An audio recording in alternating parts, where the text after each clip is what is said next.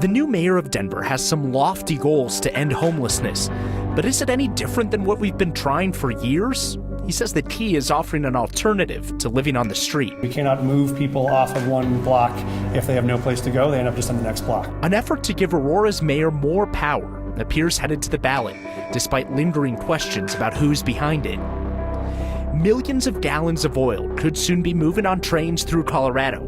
That just screams environmental hazard. A railroad official says he hasn't really looked into it. And Broomfield students prove it's never too early to start making a positive impact. That and so much more tonight on Next. Denver's embarking on a quest to do something no other major American city has ever done. Mayor Mike Johnston says he'll end homelessness in 4 years. That'll require the city to shut down homeless encampments. He's not exactly the first to try and do that. Our Marshall Zellender wanted to know how that's any different than what the last administration tried. Based on the most recent point-in-time count by the Metro Denver Homeless Initiative, there are 1,423 people unsheltered in Denver. Thank you so much for being here. Denver Mayor Mike Johnston has a goal to get them all off the street in 4 years, and 1,000 of them, 70%, off the street by the end of this year. But encampments will not go away until the city has somewhere to house the unhoused. We are waiting for us to bring housing units on. When housing units are available, then we would come to people in an encampment and say, we now have housing units to move you to. Let us help you move to those units. Johnston wants to shelter the unsheltered in one of 4 places: empty rental units, hotels turned into housing, micro-communities like his tiny homes idea, or commercial buildings that can be converted into shelters. When we don't have units, there will still be camping in some parts of the city until we get enough units, but we want to reduce those number of sites. We want to have neighborhoods and regions that we can start to close off to camping. He calls it decommissioning encampments. I asked him about that term during his news conference. Is decommission a fancy word for a sweep? And how does your policy differ than former Mayor Michael Hancock? Yeah, it's very different. And the reason why it's very different is I think the old camping ban enforcement was people are living on a block and you want them not to be living there. And so you force them to move all their stuff and move off that block.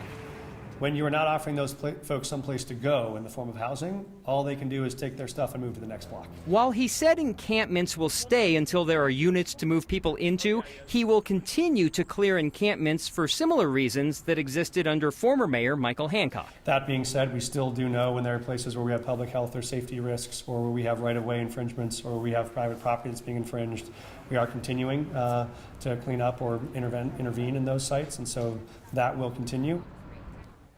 So you heard both. Encampments will stay until there are places to shelter the unhoused, and also encampments will still be cleaned up for public health and safety reasons or infringing on property. How can both be true? Great question, Mark. Sounds like a case-by-case scenario, but that wholesale sweeps of encampments probably won't be happening, but it would be inaccurate to say sweeps are done. Sure. So in the last administration, we called them sweeps. Right. Now they want us to refer to what they're doing as decommissioning encampments. We got a news release trying to clear up the difference from the mayor's office, and decommission is being used as a term to say that happens when we close a place and move them somewhere else. And they didn't use the word sweeps, but it sounds like a synonym. Which I guess only time will tell on what is different, what stays the same, and what's just different language to use the same thing. Right. The first public health and safety issue, maybe it's too dirty or whatever. Like, we'll find out. Where are you putting those people? And if they're not going into a home, then it wasn't decommissioned, it was swept. Got it. By the way, happy birthday. Hey, thank you, Marshall. We're just doing the show. We're celebrating here. Appreciate it. Well, looks like Denver's brand new mayor, whether he likes it or not, has dipped his proverbial toe into Denver Public Schools controversy. At issue, the firing of a well-known principal of the city's largest middle school. That firing came after that principal talked to 9 News about a very specific safety concern. Today, the mayor, a longtime acquaintance of Kurt Dennis, told us he has concerns. Here's investigative reporter Chris Vanderveen. Mad, sad, frustrated, a lot of things. I'm worried. The night the principal of McAuliffe told us the district had fired him. I knew there was a chance. And hours after we aired Kurt Dennis's story. It made me sad that this was the outcome, but not surprising. Then Mayor-elect Mike Johnston sent this text message to the person largely responsible for firing Dennis. Do you remember writing that? Yes, I do remember writing that. Johnston's text to Denver Public Schools Superintendent Dr. Alex Marrero read in part, "Just saw the news about the Kurt Dennis decision. I'm really surprised you guys did that." I wanted to reach out directly because I was surprised by it and wanted to understand what had happened and why it had happened. His text added, "I think that is going to be a terrible outcome for you and your team." Today, Mayor Johnston was a bit more guarded. I have concerns, and I've shared them with him. He knows it's obviously not my decision, not my purview. This all started back in March when then Principal Dennis first told us he had big concerns about a de facto district policy that put students awaiting trial for serious charges back in schools like McAuliffe, forcing him and his staff to do daily weapons pat-downs with little to no training. He had tried to tell the district remote learning or an alternative school might be more appropriate, a feeling Mayor Johnston seemed to echo today. And I think it's fair to say that we know there are some kids that are at serious risk for which comprehensive high schools or comprehensive middle schools might not be the right placement. I don't think that's a controversial idea. Important to note, DPS unveiled a new safety policy recently. It changes little about the policy that brought Dennis to 9 News in the first place. We've asked the superintendent for an interview for weeks. He has yet to commit to a time. Chris Vanderveen, 9 News. The district, for its part, insists that it did not fire Dennis for talking to 9 News, but rather fired him for discussing an individual student's case. Important to note, 9 News never aired that student's name. Dennis is expected to file a lawsuit against the district in federal court soon. A controversial petition to lower term limits for Aurora's elected officials and give the mayor more power appears to be headed for the ballot. Might have enough signatures, but we still don't know who's behind it. The proposal would amend the city charter and give Aurora a strong mayor system, kind of like the ones that Denver and Colorado Springs have right now, instead of being run by a city manager that was hired by city council. Some folks in Aurora feel like they were hoodwinked into signing the petition, claiming that they were told that it was just about term limits. Starting now, registered electors have 20 days to protest the validity of those signatures in the petition. 8,000 signatures have already been thrown out by the clerk's office. Questions still remain, of course, about who's behind the petition. Aurora city councilors point the finger at Mayor Mike Kaufman. He will not confirm or deny, saying he won't comment until the issue makes the ballot. A Colorado businessman promised to help former President Donald Trump build a wall along the southern border. Instead, he'll find himself behind the walls of a federal prison for the next 5 years. 52-year-old Timothy Shea of Castle Rock was the last defendant in the We Build the Wall case, which raised $25 million under the pretense that it was going toward building the border wall. The Associated Press reports today he was sentenced to 5 years and 3 months for pocketing $180,000 of those dollars after saying all the money would go to the wall. 3 others were charged too. Former Trump advisor Steve Bannon had his federal charges pardoned by Trump. 2 other defendants pleaded guilty. It would be fair to assume that shipping billions of gallons of crude oil every year through fragile parts of our state comes with inherent safety concerns. The Union Pacific Railroad wants to run an oil train between Utah and Colorado. Yet it might surprise you to learn that Union Pacific's top safety officer says they haven't specifically analyzed the risks of the project. The 88-mile railway would connect Utah's Uinta Basin to Colorado. Public concerns over railroad safety have grown since folks watched a derailed train dump toxic chemicals all over East Palestine, Ohio earlier this year. But yesterday, the railroad's chief safety officer told Colorado lawmakers he was not aware of any studies into the risks the project poses. I simply will not compromise on safety. Relative to the Uinta crude specifically, we have not run a hazard analysis, at least that I'm aware of. I think it is fair to ask our hazmat team that doesn't work for me, and I will reach out and see if we've done any modeling or study work and try to get that back to you. Haven't heard back on that yet.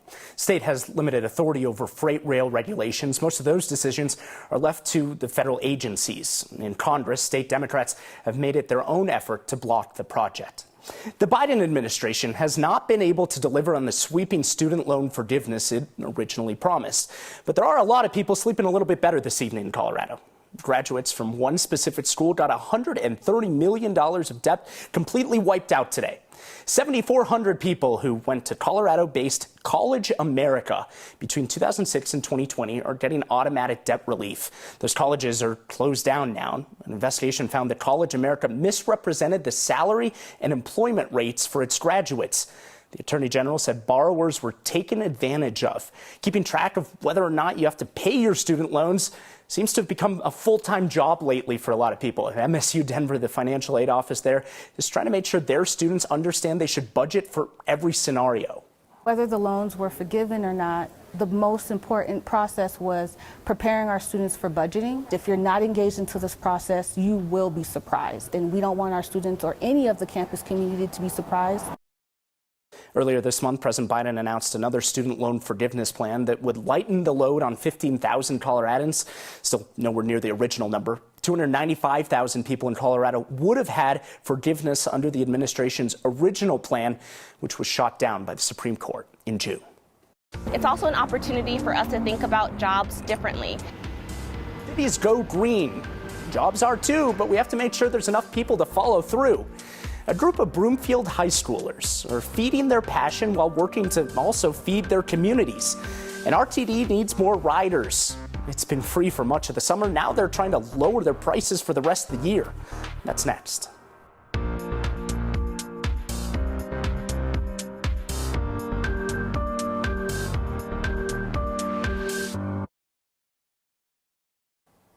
RTD has been free all month long, and it'll stay that way through August. So they've enticed more riders to try it out, and soon fares could drop for the rest of the year. RTD's board of directors is scheduled to vote tonight on a new fare structure that would make riding cheaper starting next year. The new structure would combine local and regional fares in one standard fare and cut the price of monthly passes by more than half. It would also lower the cost for riders with disabilities and low-income riders. Pilot program that lets folks 19 years old and younger ride free. That's also on the table. If it passes, RTD thinks the new structure will increase ridership, but it would decrease revenue. When we talk about installing solar panels or doing things like wildfire mitigation, we're really talking about jobs, green jobs. As the field expands, cities are realizing there aren't really enough people trained to do them. It's a chance to save our planet and help our economy. Inside this shop, tools are ready to build the future. What we know is that this generation is really appealing to green jobs. At Mile High Youth Corps in Denver, the next generation is training for the newest jobs on the market. So it's all of the jobs that are new and upcoming that we really haven't thought about previously, but really are important to ensuring that our community remains healthy and safe and sustainable. Key Abdul leads the nonprofit that trains 18 to 24-year-olds to join the workforce. We're trying to change lives. Their focus now is on green jobs. In real life, it looks like installing solar panels on buildings across the city. It looks like invasive species removal. It looks like wildfire mitigation. From construction sites in Denver to green spaces in Boulder, there's an enormous amount of work that needs to be done. Cities are transforming. Saving the environment is vital, but there aren't enough people trained to build new green infrastructure. We've projected that there's a need for something like 300,000 or 400,000 more people in the urban forestry sector nationally. Brett Kincaron runs Boulder's nature-based climate solutions department.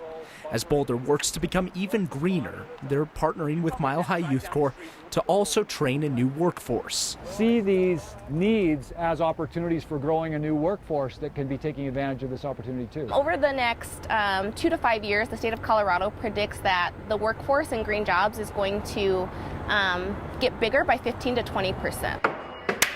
Green jobs that help our planet and the economy. It's also an opportunity for us to think about jobs differently. Decades ago, when the Mile High Youth Corps started, there was not even really a thought of training people for environmentally friendly jobs. Now they see it as a need in the economy that provides so much potential for their graduates to make a real difference. They also said that people just enjoy working outside, Danielle. Yeah. On a day like today, though, hot, hot, hot. For the next week, same thing, right? Pretty much. I know. It's like, can they work in the shade or maybe have like a personal fan or something? Seriously. Whew, today was brutal, Mark. Another day in the upper 90s, tying the Hottest day so far of 2023 here in Denver. 98 going down in the books, 100 in Greeley, triple digits lining up the eastern side of the state yet again this afternoon. 88 in Kremling, up to Steamboat 2, and 102 in Grand Junction. Unfortunately, the heat advisory is still in place across the desert Southwest, the Central Plains, and yes, part of Colorado. This is going to continue until 8 o'clock tonight and then go back into effect at 10 a.m. tomorrow, continuing till 8 o'clock, 95 to 105 as far as the temperatures go. This evening, we've been watching some storms actually rumble through. That was about an hour, 2 hours ago here in the city. They're now charging off to eastern Adams and Arapahoe counties, heading out toward Elbert and Lincoln, Washington counties too, with that severe thunderstorm warning. Biggest threat out of this cell is going to be all that lightning plus 60-mile-per-hour wind gusts, and within this storm heading toward Cheyenne County, nickel-sized hail possible. Everything scoots out by 11 o'clock. We're left with just a few clouds, and tomorrow morning it will be a beautiful start to the day. You probably got the drift by now. We'll be tracking those afternoon thunderstorms by about 2, 3 o'clock. Another round that rolls through on the south side about 6 p.m. and everything clearing out late tomorrow evening. Just outside of DIA and eastward, we have that marginal threat for seeing severe storms. 90s to triple digits yet again for us tomorrow, but numbers, well, kind of cooling off degree by degree. It is going to be a toasty but drier weekend with more storms on the way early next week. Not many high schoolers can go and say that they've been able to go and have an impact in their community. For some people, competitions are all about winning. But for some high schoolers, it's about making change. Winning is cool too, especially when it impacts a whole community. That's next.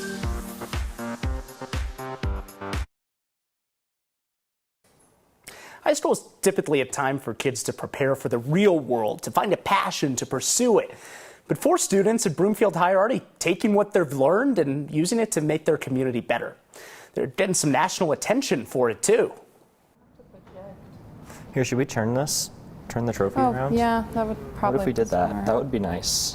There, now they can see everything. 6, 1, 2, 3, 4. 1, 2, 3, 4. 1, 2, 1, 2, 1, 2, 1, 1. Oh, that's like our warm-up thing. So every single time before our prototype pitch or our technical presentation, anytime before we present, we go and do it to go and get our nerves out. The MESA competition, which stands for Mathematics, Engineering, Science, and Achievement. And this competition is about designing a product to help promote equity in our community. We did super well. We got first place overall. In our group chat, anytime anyone says, "Is the baby okay?" you have to send a picture of the trophy. We have a lot of pictures of the trophy in a seatbelt. We built an app for our local food bank, Broomfield Fish. Our local food bank, Broomfield Fish, needed to overcome language barriers with their community in order to share shopping instructions, donation information, and service hours, despite language barriers. Beautiful. Didn't I say language barriers twice? I think I combined. I don't think it matters. They told us that their main thing was communication.